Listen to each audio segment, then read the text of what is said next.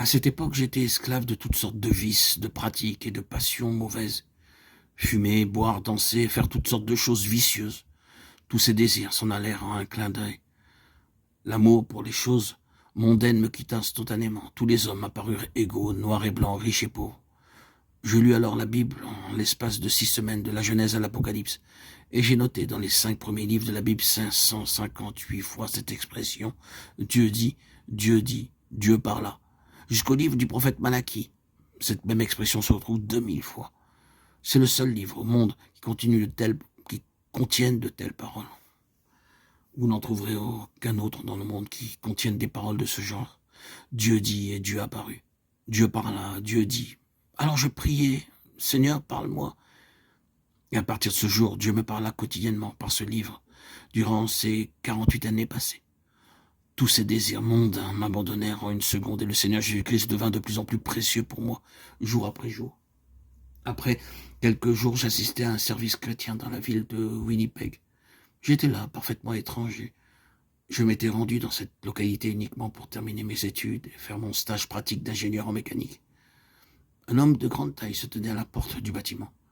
Me voyant étranger, il s'approcha de moi pour me parler. Il s'appelait M. Flint. Il me questionna pour savoir qui j'étais.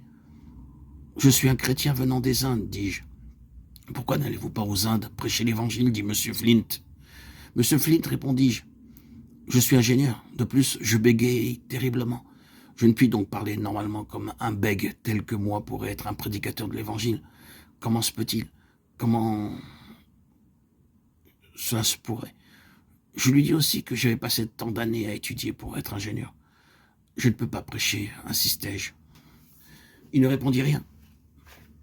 Mais pendant les 2 années qui suivirent, ces paroles me revenaient sans cesse durant mes moments de tranquillité.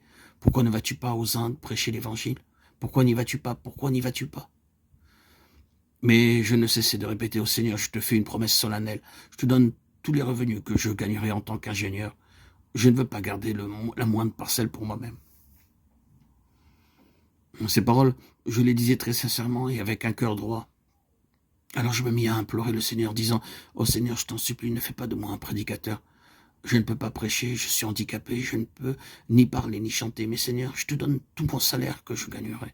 Accepte-le, aie pitié de moi, et ne me fais pas devenir un prédicateur. » Mais le Seigneur me dit « Je n'ai pas besoin de ton argent, j'ai besoin de toi-même. J'ai besoin de toi. » Pendant 2 ans, je luttais ainsi avec Dieu.